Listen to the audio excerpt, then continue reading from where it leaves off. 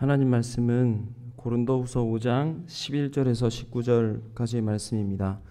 제가 가진 성경 신약 성경 290페이지입니다. 고린도후서 5장 11절에서 19절까지의 말씀입니다.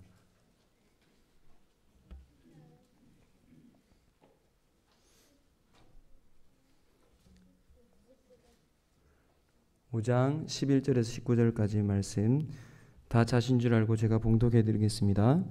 우리는 주의 두려우심을 알므로 사람들을 권면하거니와 우리가 하나님 앞에 알리어졌으니 또 너희의 양심에도 알리어지기를 바라노라. 우리가 다시 너희에게 자천하는 것이 아니요 오직 우리로 말미암아 자랑할 기회를 너희에게 주어 마음으로 하지 않고 외모로 자랑하는 자들에게 대답하게 하려 하는 것이라. 우리가 만일 미쳐서도 하나님을 위한 것이요 정신이 온전하여도 너희를 위한 것이니 그리스도의 사랑이 우리를 강권하시는도다. 우리가 생각하건대 한 사람이 모든 사람을 대신하여 죽었은즉 모든 사람이 죽은 것이라. 그가 모든 사람을 대신하여 죽으심은 살아있는 자들로 하여금 다시는 그들 자신을 위하여 살지 않고 오직 그들을 대신하여 죽었다가 다시 살아나신 이를 위하여 살게 하려 함이라. 그러므로 우리가 이제부터는 어떤 사람도 육신을 따라 알지 아니하노라. 비록 우리가 그리스도도 육신을 따라 알았으나 이제부터는 그같이 알지 아니하노라. 그런즉 누구든지 그리스도 안에 있으면 새로운 피조물이라.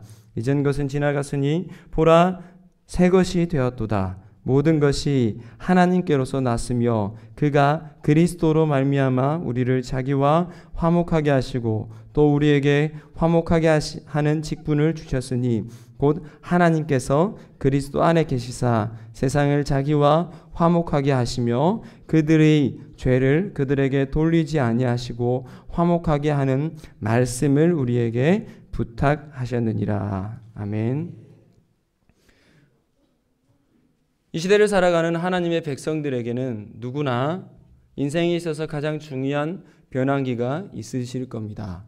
저 또한 그렇게 긴 인생을 산 것은 아니지만 저에게 있어서 그 인생에 있어서 정말 중요한 분들을 많이 만났고 여러 가지 역사들이 있었습니다. 그 중요한 일이 무엇이 있을까요? 결혼과 또한 아이를 낳는 것, 우리 남자들에게 있어서는 또 군대를 가는 것, 여러 가지 사건들이 있을 것입니다. 하지만 그 무엇보다도 중요한 중대 변환기는 그리스도인에게 있어서 하나님을 직접 체험하는 것일 것입니다. 내가 죄인이고 오직 그리스도의 보혈로밖에 구원받을 수 없는 그런 하나님의 백성임을 깨달은 그 날이 우리의 새로운 그 변환점이 되는 시기일 것입니다. 여러분은 과연 그런 기억을 가지고 계신가요? 여러분의 삶에서 한번 고민해 보시길 바랍니다. 저는 모태신앙이지만 여러 가지 정말 못된 부분이 많이 있기 때문에 아주 그것이 조금 늦었습니다. 고등학교 때 저는 정말 내가 예수 그리스도의 보혈의 피로 새롭게 된 피조물이라는 사실을 깨닫고 그 긍휼을 깨닫고 나갔던 그 역사들을 보면서 체험했습니다. 우리가 변환받고 새롭게 되어 하나님의 자녀로 살아갈 수 있다는 것은 참 귀한 사건입니다. 우리가 결혼한 것보다도 우리가 자녀를 가졌다는 것보다도 우리가 여러 가지 힘들고 어려운 일이 있는 것보다도 우리 인생에서 가장 중요한 시기이고 우리가 잊지 말아야 할 그런 때인 것 여러분들 명심하시길 바랍니다. 하지만 우리는 우리의 삶에서 이것을 너무나 잘 기억하지 못하고 있습니다. 하나님께서 죄인인 나를 어떻게 바꿔주셨고 어떻게 나에게 역사하셔서 이 복음을 받아들이게 하셨는지 그것을 잃어버리고 사는 경우가 너무나도 많이 있습니다. 그렇기 때문에 우리는 이 사실을 잊고 하나님의 백성대로 살아가지 못할 때가 있습니다. 오늘의 말씀을 통해서 우리가 정말 그리스도의 보혈의 피로 새롭게 된 피조물임을 왜 기억해야 되는지를 우리가 알고 여러분이 정말 말씀 가운데 변환받은 그 시기를 한 번 더 고민하시면서 이 땅에서 새로운 피조물로 살아가시길 바랍니다. 본문인 고린도후서는 바울이 2차 선교 여행 중에 복음을 전했던 고린도를 향해 보냈던 몇 통의 서신들 중에 하나였습니다. 서신을 보낼 당시에 고린도의 상황은 거짓 교사들이 많이 있었습니다. 바울이 떠난 그 자리를 거짓 교사들이 차고 들어와서 바울은 참 사도가 아니다, 복음을 가리우고 복음을 변질케 하는 그런 사건들이 많이 있었습니다. 많은 이들이 신앙적으로 흔들리고 있었던 그런 시기였습니다. 그 시기에 바울은 그들이 그리스도의 편지이다, 그리스도의 편지로 새 언약의 백성으로 살아가야 함을 이 서신을 통해서 간절히 그들에게 전하고 있습니다. 바울은 계속해서 고린도후서 3, 4장에서 모세의 영광과 그리스도의 영광을 대조하면서 옛 언약은, 모세의 그런 언약은 폐하여졌지만 그리스도로 말미암아 주어진 이 새 언약이 우리에게 얼마나 영광스러운 것이고 우리가 그것으로 말미암아 새롭게 된 피조물이라는 사실을 본문에서 강조하고 있습니다. 바울은 이 사실을 자신의 생생한 경험과 함께 고린도 교인들에게 말하고 있습니다. 바울에게는 생생한 경험이 있었습니다. 여러분 잘 아시죠? 바울은 부활한 예수 그리스도를 몸소 다메섹 도상에서 만났던 사람이었습니다. 여러분이 우리가 정말 좋아하고 존경하는 이 사도 바울조차 예수 그리스도를 몸소 체험하고 몸소 느끼고 그 일이 있기 전에는 예수 그리스도를 믿는 자들을 핍박하던 그런 사람이었습니다. 하지만 예수님께서 직접 바울을 찾아주시고 다메섹 도상에서 그를 만나 그리스도 안에 거함으로 말미암아 새로운 피조물로 살아가게 하신, 그리스도를 믿고 따라가게 하신 그 하나님의 은혜의 역사의 경험이 바울에게는 있었습니다. 바울은 예수 그리스도를 믿기 전과는 달리 진심으로 예수 그리스도를 하나님이 세상을 자신과 화목시키기 위해 보내신 분으로 굳게 믿고 있습니다. 더구나 바울은 하나님께서 자신에게 화목하게 하는 직분과 말씀을 주셨으므로 끊임없이 사람들을 권하여 하나님과 화목하게 하도록 하는 직분을 행했습니다. 여러분, 화목하는 것이 무엇이겠습니까? 죄로 인해 끊어졌던 하나님과 하나님의 자녀를 이어주는 것입니다. 먼저는 그리스도께서 바울과 하나님의 관계를 이어주셨죠. 화목제물이 되게 하셨죠. 그 화목제물이 되게 하신 그 사실을 바울은 몸소 깨닫고 아직도 죄악 가운데 있는 저 고린도 교인들을 향해서 화목제물로 오신 그리스도가 얼마나 귀한 분이고 그것을 가르치면서 바울이 몸소 화목케 하는 이 사역을, 그리스도를 이어가는 사역을 하고 있었다는 것입니다. 본문 18절에는 이 직분을 화목하게 하는 직분이라고 말하고 있습니다. 왜 화목하게 하는 직분이라고 설명하고 있을까요? 그 당시 고린도 교인들 중에서는 사도 바울의 직분을 험담하고 권위를 무너뜨린 일이 비일비재하였습니다. 이에 대해서 바울은 자신의 직분이, 사도라는 이 직분이 예수 그리스도께서 보내주신 이 직분이다, 예수 그리스도로 말미암아 보냄받은 이 직분이다, 그러니까 이것이 내 능력으로 하는 것이 아니라 예수님의 능력으로 너희들 가운데 나간다라고 계속해서 강조하고 계속해서 이 화목케 하는 사역들을 해가고 있었던 것입니다. 본문 11절에서 13절까지의 내용에서는 바울이 어떻게 자신에게 주어진 이 직분을 수행하였는지를 보여주고 있습니다. 바울은 마음으로 하지 않고 외모로 자랑하는 대적자들을 향해서 13절에서 이렇게 말합니다. 우리 13절을 함께 읽어보실까요? 우리가 만일 미쳤어도 하나님을 위한 것이요 정신이 온전하여도 너희를 위한 것이다. 아멘.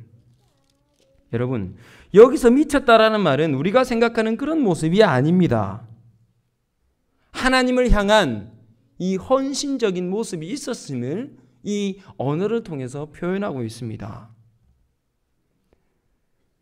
가말리엘의 문화생이었고 아주 바리새인 중에서도 바리새인이었던 그가, 예수 그리스도를 믿는 사람들을 핍박하던 그가 어떻게 그리스도로 인해서 미칠 수가 있겠습니까? 사람의 힘으로 되는 것이 아니죠. 예수 그리스도께서 바꾸어 주신 것입니다. 예수 그리스도께서 자신을 어떻게 바꾸셨고 어떻게 이끄셨는지를 통해서 바울은 느끼고 그들을 향해 나아가고 있는 것입니다. 복음을 향해 미친 바울의 모습이 얼마나 아름답습니까? 저는 제 자신의 삶의 모습을 되돌아봤을 때 과연 이 복음을 전하는 자로 살아가고 있음에도 나는 과연 이렇게 미친 모습이 있는 것일까? 세상에 미쳐 있는 것은 아닐까? 그런 고민들을 하게 됩니다. 세상에 미치지 마시고 하나님을 위한 미침으로 그리스도를 위해 살아가시길 바랍니다. 바울은 고린도 교인들을 향해서 마음으로 그 일을 행했습니다. 복음을 전했습니다. 그들을 향해 마음으로 힘써 복음을 전하고 하나님의 말씀을 가르쳤습니다. 바울은 분명 자신의 사역이 대적자들이 말하는 그런 불법적인 것이 아니라 온전히 하나님으로부터 온 것임을 계속해서 말하고 있습니다. 바울의 이러한 말은 자신이 인정받고자 하는 그런 욕심에서 일어난 것이 아닙니다. 오직 그리스도께서 자신을 통해서 이 일을 하고 계심을 보여주고 있는 것입니다. 바울이 이렇게 복음에 미쳐서 복음을 향해서 나아갈 수 있었던 이유가 과연 무엇일까요? 오늘의 본문에서 우리는 그 이유를 두 가지로 압축해 볼 수 있습니다. 바로 주를 두려워하는 마음과 그리스도의 사랑의 강권하심이 있었기 때문입니다. 이것은 하나님의 공의와 사랑하심 때문에 그렇게 할 수 있었던 것입니다. 우리가 하나님을 말할 때 공의로우신 하나님, 사랑이 많으신 하나님으로 표현합니다. 본문에서는 이 하나님의 공의로우심과 하나님의 사랑이 이 두 가지가 드러납니다. 우리 11절의 말씀을 함께 읽어보실까요? 시작. 우리는 주의 두려우심을 알므로 사람들을 권면하거니와 우리가 하나님 앞에 알려졌으니 또 너희의 양심에도 알려지기를 바라노라. 아멘. 11절에서는 여기서 말하는 이 바울의 일행이 주의 두려우심을 알므로 사람들을 권면한다라고 나와 있습니다. 주의 두려우심을 알므로 고린도 교인들을 향해서 복음을 향해서 똑바로 살아라. 복음대로 살아라라고 말하고 있는 것입니다. 주의 두려움이 뭐겠습니까? 구체적으로 무엇을 두려워한 것이겠습니까? 바로 이 두려움은 바로 앞절에 나오는 10절에 나오는 하나님의 심판대입니다. 10절의 말씀을 제가 읽어드리겠습니다. 이는 우리가 다 반드시 그리스도의 심판대 앞에 나타나게 되어 각각 선악간에 그 몸으로 행한 것을 따라 받으려 함이라. 아멘. 바울은 하나님의 심판대를 알았습니다. 이 심판대는 원어적인 표현으로 말하면 높은 단상을 표현합니다. 당시 로마 관리들을 재판하기 위해 설치해둔 높은 단상을 이에 비유한 것으로 예수님께서 재림하실 때까지 최후의 심판을 베푸실 자리를 말하는 것입니다. 최후의 심판 때 우리에게 있어서는 엄청난 은혜입니다. 충성된 하나님의 사람에게는 시상대가 될 것입니다. 하지만 이 심판대를 믿지 않는 자들에게는 영원한 심판의 자리가 될 것입니다. 바울은 고린도 교인들을 바라보며 그들이 영원한 심판대가 아니라 충성된 사람이 받을 수 있는 시상대 앞에 서기를 바라는 그 두려운 마음, 하나님의 공의하심으로 공의로우신 그 마음을 가지고, 두려워하는 마음을 가지고 그들에게 나아갔던 것입니다. 여러분, 하나님의 심판대를 생각하시면서 복음을 향해 헌신하시길 바랍니다. 세상의 유혹과 세상의 것을 바라보지 마시고 하나님 앞에, 공의로우신 하나님 앞에 담대히 나아가시길 바랍니다. 우리가 이 땅에서는 고난받고 복음을 전하는 것이 세상 사람들이 생각하기에는 미련한 것이라고 보일지라도 하나님의 심판대 앞에서는 의롭다 여김을 받을 것입니다. 이 복음 전하는 일에 담대하게 쓰여지시길 바랍니다. 그리고 두 번째로는 14절의 말씀에서는 이렇게 말합니다. 14절의 말씀을 읽어보시겠습니다. 시작. 그리스도의 사랑이 우리를 강건하시는도다. 우리가 생각하건대 한 사람이 모든 사람을 대신하여 죽었은즉 모든 사람이 죽은 것이라. 아멘. 공의로우심과 함께 그리스도의 사랑이 우리를 강권하신다라고 나와 있습니다. 여기서 말하는 강권하다는 말은 강력히 양손으로 움켜쥐다라는 뜻입니다.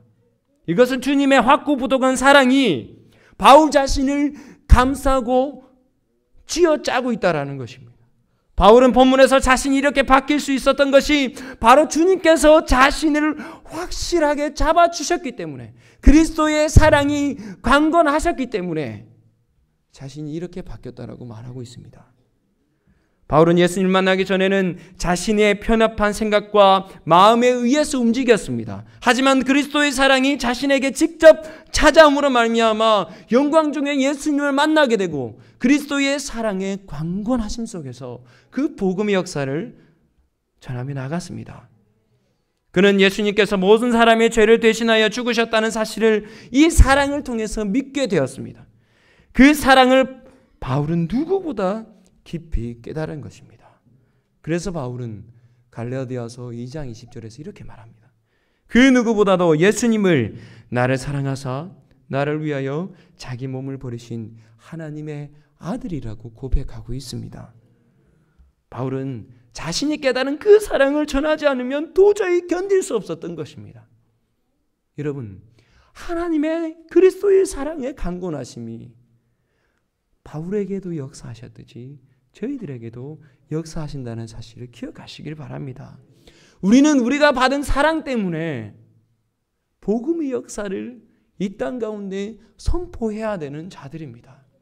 하나님의 사랑을 받은 그대로만 잊지 마시고 그리스도의 사랑의 강건하심이 나를 역사하셨는데 왜 우리는 그 강건하심의 역사 가운데 이 땅 가운데 나아가지 못하고 있습니까? 또한 그 이 사랑이 모든 믿는 사람들을 위하여 주신 사랑임을 바울은 느꼈습니다. 또한 그리스도께서 우리를 대신하여 죽으셨기 때문에 우리 또한 그리스도 안에서 함께 죽었음을 깨달았습니다. 15절의 말씀을 읽어보시겠습니다. 시작. 그가 모든 사람을 대신하여 죽으심은 살아있는 자들로 하여금 다시는 그들 자신을 위하여 살지 않고 오직 그들을 대신하여 죽었다가 다시 살아나신 이를 위하여 살게 하려 함이라. 아멘. 여기서 말하는 그가 예수 그리스도입니다. 모든 사람을 대신하여 죽으심은 살아있는 우리들로 하여금 다시는 우리를 위해서 살지 않고 오직 우리를 위하여 대신 죽었다가 다시 부활하신 그리스도를 위해서 살게 하시기 위해서 그렇게 하셨습니다. 값없이 구원을 받았지만 이 구원은 값싼 구원이 아닙니다. 우리가 받은 구원은 값싼 구원이 아닙니다. 우리가 받은 구원은 그리스도의 강권하신 사랑이 그 가운데 녹아 있는 것입니다. 먼저는 그리스도의 생명이 있고 그 결과로 우리는 우리의 자기중심적인 삶이 죽는 것이 구원입니다. 보십시오. 예수님께서 자기중심으로 살아가셨습니까? 모든 하나님의 자녀들을 향해서 자신을 죽이셨습니다. 그리스도의 구원은 참된 그리스도의 구원의 역사가, 그 사랑의 역사가 우리 가운데 있다면 우리는 우리 자신이 죽어야 합니다. 우리 자신이 죽고 내 욕심이 죽고 오직 그리스도의 사랑을 이 땅 가운데 선포할 수 있어야 됩니다. 진정으로 구원받은 사람은 그리스도께서 죽으신 것처럼 자신을 죽이고 하나님의 뜻대로 살아가는 사람이 진정 구원받은 사람들의 모습입니다. 여러분, 그 공의와 사랑하심이 우리 가운데 있습니다. 두렵고 떨림으로 이 땅에서 살아갈 수 있기를 바랍니다. 그리스도의 죽음의 결과가 무엇입니까? 바로 우리가 새로운 피조물이 된 것입니다. 17절의 말씀을 한번 읽어보겠습니다. 시작. 그런즉 누구든지 그리스도 안에 있으면 새로운 피조물이라 이전 것은 지나갔으니 보라 새 것이 되었도다. 아멘. 여기서 말씀하고 있는 새로운 피조물이라는 단어는 성령의 거듭나게 하시는 역사로 우리의 죄인된 신분이 온전히 그리스도의 보혈의 피로 말미암아 구원받은 의인의 자리로 세워져 가는 것을 말합니다. 여러분이 새로운 피조물이심을 믿으십니까? 그 새로운 피조물이 우리의 능력으로 된 것이 아닙니다.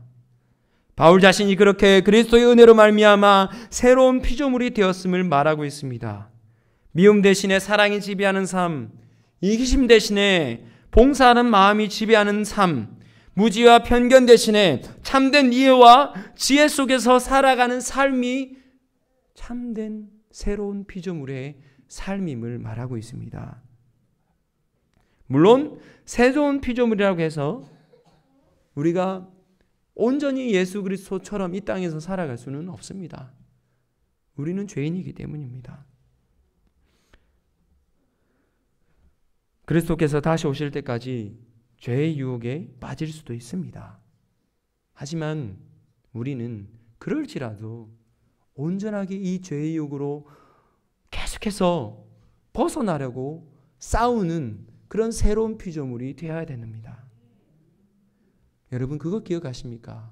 우리가 이 땅에서 이런 성화의 삶을 살아갈 때에 예수 그리스도께서 다시 오실 때에 하나님께서 온전한 피조물로 저희들을 만드실 것입니다. 16절의 말씀을 보면 바울 자신도 그리스도를 육신을 따라 알았을 때도 있습니다. 새로운 피조물의 이전의 모습이 있었을 때도 있었습니다. 그래서 그는 예수님을 하나님의 신성을 모독한 죽어 마땅한 존재로 생각하기도 하였습니다. 이것은 예수님을 오직 육체대로만 안 것입니다. 하지만 그랬던 그가 그리스도를 만나고 나니 예수님께서 우리를 위하여 대신 저주를 받으신 분이라는 것을 알고 믿게 되었습니다. 하나님께서 예수 그리스도를 보내셔서 우리를 화목하게 하셨다는 사실을 온전히 믿게 된 것입니다. 지금 고린도에 있는 거짓 선생들이 하는 짓이 바로 그리스도를 육체로만 아는 것입니다. 하지만 바울은 바로 자신이 그리스도의 은혜로 새로운 피조물로 바뀌어 하나님의 백성답게 살아갔던 것처럼 고린도 교인들이 그렇게 바뀔 것을 기대하며 이 서신을 쓰고 있는 것입니다. 18절에서 바울은 자신이 새로운 피조물로 그리스도께서 친히 화목제물이 되셔서 하나님과 화목하게 하셨고 자신에게 바로 화목하게 하는 직분을 주셨다고 말하고 있습니다. 우리 18절의 말씀을 함께 읽어보실까요? 시작. 모든 것이 하나님께로 났으며 그가 그리스도로 말미암아 우리를 자기와 화목하게 하시고 또 우리에게 화목하게 하는 직분을 주셨으니. 아멘. 여러분, 그리스도께서 우리를 화목하게 하신 것에만 끝나는 것이 아닙니다. 이거 기억하십시오. 화목하게 하는 직분을 바울에게 주셨던 것처럼 우리에게 주셨다라는 것입니다. 우리가 받은 이 복음의 역사를, 이 공의와 하나님의 사랑을 이 땅 가운데 전하는 화목하게 하는 직분을 우리 가운데 주셨다는 겁니다. 우리가 우리의 죄 때문에 받아야 할 하나님의 저주를 예수님께서 대신 받으셔서 죄인으로 취급받게 하시고 죄의 책임을 묻으시고 그러므로 말미암아 새로운 피조물이 되게 하신 그 은혜가, 그 은혜를 받은 자답게 너희들이 이 땅에서 새로운 피조물로 살아가라, 이렇게 말씀하고 계십니다. 여러분,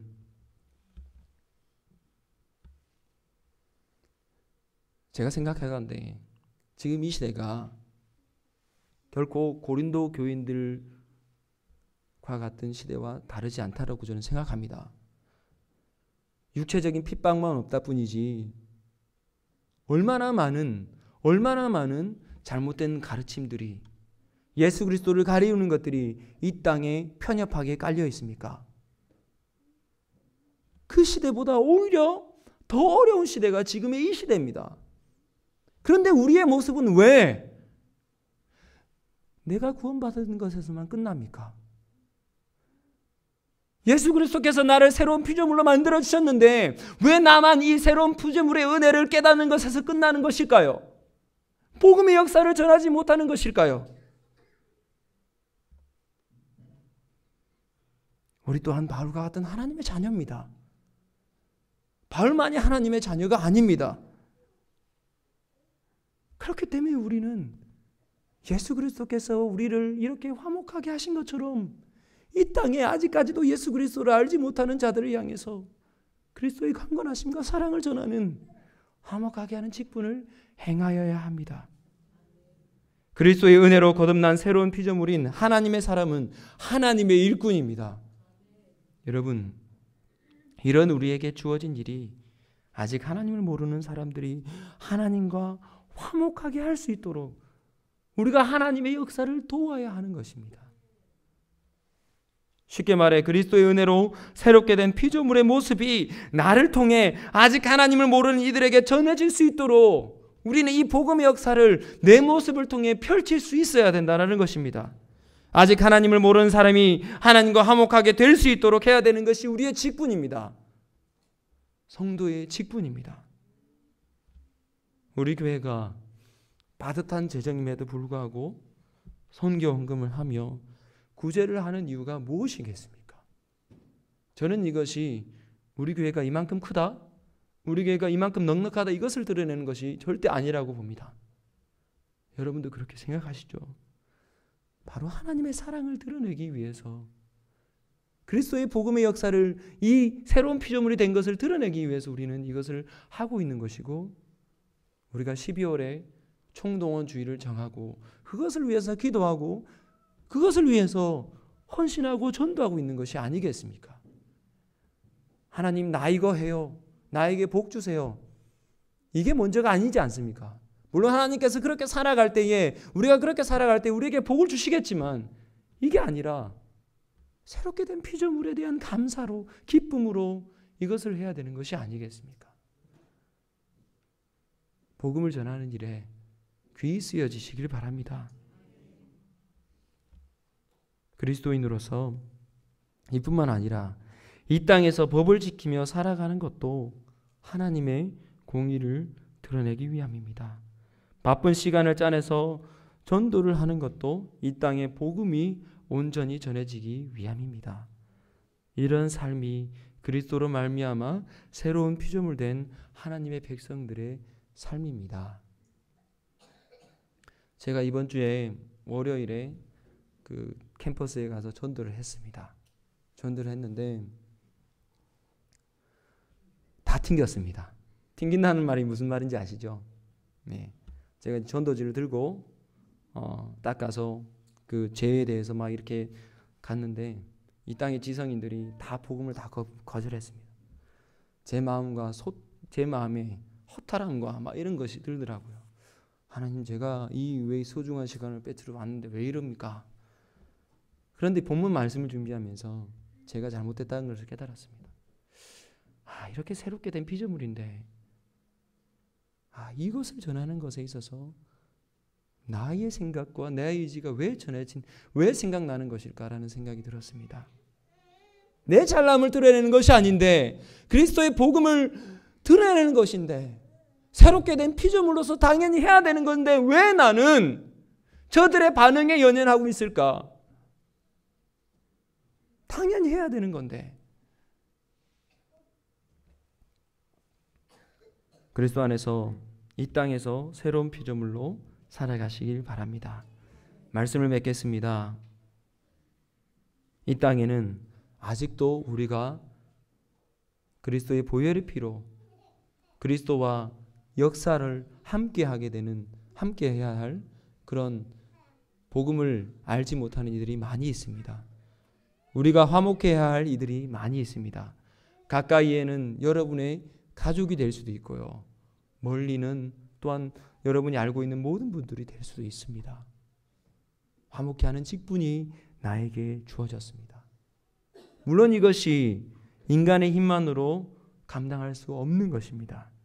그렇기에 우리는 우리의 이러한 연약함을 잊지 말고 하나님 앞에서 간절히 기도하며 나아갈 수 있어야 하는 것입니다. 화목하게 하는 말씀을 본문 19절에서는 이렇게 말합니다. 화목하게 하는 말씀을 우리에게 부탁하셨느니라. 하나님께서 우리에게 부탁하신 이것을 놓치지 맙시다. 그리스도의 사신이 되어 화목하게 하는 직분을 이 땅 가운데 행하며 살아갈 수 있는 모든 진교교회 성도님들 되시길 바랍니다. 기도하겠습니다. 사랑이 많으신 하나님 아버지,